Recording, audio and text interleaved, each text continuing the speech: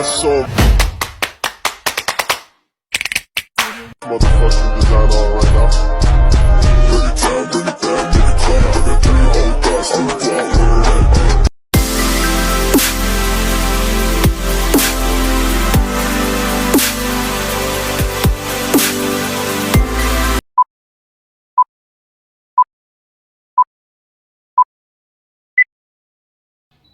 Assalamualaikum warahmatullahi wabarakatuh. Perkenalkan, nama saya Ahmad Al-Farizi dengan NIM 1052202260. Baiklah, saya di sini akan menyelesaikan tugas akhir semester saya, yaitu UAS dengan mata kuliah Ayat dan Hadis Hukum Politik dengan dosen pengampu Ibu Mas Buria SAG MPHI. Baiklah, saya di sini akan menjelaskan Al-Quran surah Ali Imran ayat 159. A'udzu billahi minasyaitonir rajim. Bismillahirrahmanirrahim.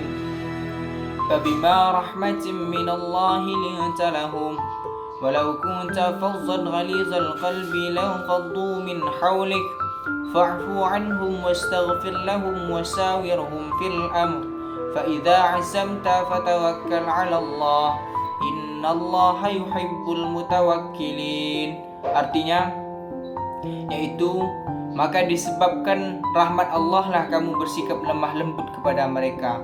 Sekiranya kamu bersikap kasar dan berhati kasar kepada mereka, maka sesungguhnya mereka akan menjauhkan diri dari sekelilingmu. Maka karena itulah maafkanlah mereka dan mohon ampunlah kepada Allah untuk mereka, dan bermusyawarahlah dengan mereka dalam hal itu. Apabila kamu telah menemukan tekad atau sesuatu yang telah diinginkan dari hasil musyawarah tersebut, maka bertawakallah kepada Allah. Sesungguhnya Allah menyukai orang-orang yang bertawakal kepadanya. Quran surah Ali Imran ayat 159. Tafsir dari Quran surah Ali Imran ayat 159 ini ialah di mana kelembutan Nabi Shallallahu Alaihi Wasallam terhadap umat Islam yang terjadi pada masa perang Uhud. Perang yang terjadi pada tahun ketiga Hijriah itu, umat Islam mengalami kekalahan yang sangat fatal dan sangat buruk, di mana umat Islam meremehkan dan mengabaikan perintah Rasulullah Shallallahu Alaihi Wasallam. Rasulullah Shallallahu Alaihi Wasallam memerintahkan kepada kaum muslimin pemanah agar mereka tidak meninggalkan bukit Uhud. Akan tetapi mereka mengabaikan perintah tersebut. Mereka turun ke bawah untuk mengambil ghanimah atau harta rampasan perang tersebut. Orang kafir Quraisy melihat kesenggangan tersebut, mereka naik ke atas bukit Uhud dan melakukan hal yang serupa kepada umat Islam pada saat itu. Maka banyak umat Islam yang syahid, banyak umat Islam yang menderita, termasuk Rasulullah SAW jatuh pingsan pada saat perang Uhud tersebut.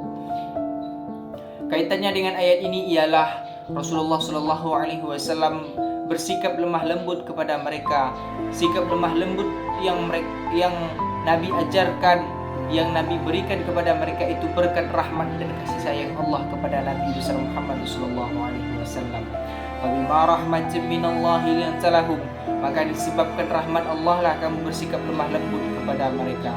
Walau kunta fazzan ghalizal qalbi lanfaddu min hawlik. Sekiranya Rasulullah bersikap kasar, berhati kasar kepada mereka, maka ketahuilah sesungguhnya mereka akan menjauhkan diri dari Nabi Sallallahu Alaihi Wasallam. Fa'fu anhum wastaghfir lahum wasawirhum fil amr, maka bermusyawarahlah dengan mereka dalam mengenai urusan dunia, baik itu urusan ekonomi, politik, sosial, dan lain sebagainya, terutama bermusyawarah mengenai dunia dan akhirat. Maka dari itu Rasulullah Shallallahu Alaihi Wasallam tidak meninggalkan orang yang berbuat pelanggaran pada perang Uhud tersebut. Rasulullah selalu bersikap lemah lembut kepada mereka. Rasulullah selalu memberikan contoh yang baik dan teladan yang baik kepada mereka. Dan Rasulullah pun tidak bersikap kasar ataupun mengkucilkan mereka. Dan Rasulullah selalu bermusyawarah dengan mereka, baik itu mengenai urusan dunia ataupun urusan akhirat. Dan hasil dari musyawarah yang telah ditentukan oleh Rasulullah Shallallahu Alaihi Wasallam, maka sepenuhnya Rasulullah Shallallahu Alaihi Wasallam serahkan kepada Allah Subhanahu Wa Taala. karena sesungguhnya Allah menyukai orang-orang yang bertawakal kepadanya. Selanjutnya yaitu asbabun nuzul dari Quran surah Ali Imran ayat 159, di mana diriwayatkan oleh Ibnu Abbas radhiyallahu an bahwasanya Rasulullah sallallahu alaihi wasallam pernah mengadakan musyawarah dengan para sahabatnya yaitu Abu Bakar As-Siddiq dan Umar bin Khattab setelah terjadinya perang Badar, di mana perang Badar tersebut umat Islam meraih kemenangan yang sangat besar, meraih kemenangan yang sangat luar biasa. Di antaranya banyak tawanan dari kafir Quraisy yang ditahan oleh umat Islam pada saat itu. Maka Rasulullah Shallallahu Alaihi Wasallam mengadakan musyawarah dengan Abu Bakar As-Siddiq dan Umar bin Khattab mengenai masalah para tawanan tersebut. Maka Abu Bakar As-Siddiq memberi pendapat bahwasanya para tawanan tersebut harus dipulangkan ke keluarganya, tapi dengan satu syarat, keluarganya harus membayar denda atau tebusan kepada umat Islam pada saat itu. Akan tetapi Umar juga berpendapat lain, di mana para tawanan tersebut harus dibunuh. Mereka adalah orang-orang kafir, mereka adalah orang-orang yang menentang Allah dan menentang ajaran Rasulullah Shallallahu Alaihi Wasallam. Maka Nabi menyimpulkan bahwasanya dari dua pendapat sahabatnya itu, maka Rasulullah lebih setuju dengan pendapat Abu Bakar As-Siddiq, yaitu dipulangkan dengan ke keluarganya, tapi keluarganya harus membayar denda atau tebusan kepada umat Islam pada saat itu. Maka sejarah itulah menjadi landasan turunnya Quran surah Ali Imran ayat 159 yang berkaitan dengan musyawarah. Selanjutnya hadis yang berkaitan dengan musyawarah, yaitu yang diriwayatkan oleh Ibnu Ahmad radhiyallahu an bahwasanya Rasulullah sallallahu alaihi wasallam bersabda, qala Rasulullah sallallahu alaihi wasallam li Abi Bakr wa Umar, law ijtama'na fi masyurati makhtalaftukuma, yang artinya telah bersabda Rasulullah sallallahu alaihi wasallam kepada Abu Bakar As-Siddiq dan Umar bin Khattab, apabila kalian berdua telah sepakat dalam musyawarah, maka aku tidak akan jauh berbeda dari apa yang telah kalian ucapkan. Hadis riwayat Ahmad.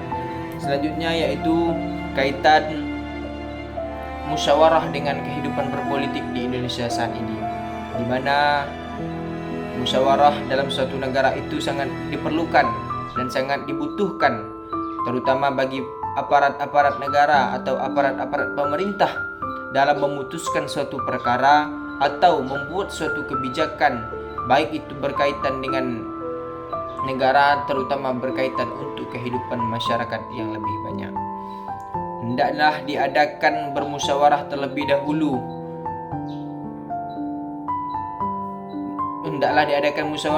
dahulu.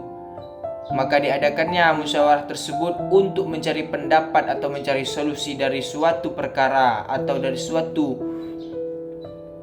perubahan untuk membawa Indonesia ke lebih masa yang akan datang untuk lebih maju dan lebih modern lagi. Maka dari situlah musyawarah itu sangat penting dari suatu negara, terutama dalam berpolitik.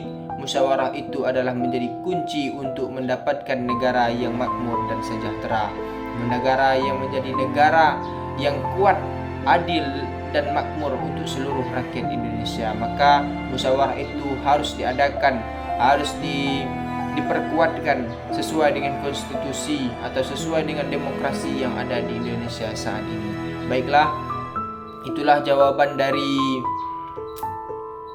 yang dapat saya sampaikan dari penjelasan dan mengenai Quran surah Ali Imran ayat 159 ini yang berkaitan dengan musyawarah. Apabila terdapat kesilapan dan silap salah saya mohon maaf yang sebesar-besarnya. Saya akhiri, wallahu musta'an ala kulli ahsanil hal. Wassalamualaikum warahmatullahi wabarakatuh.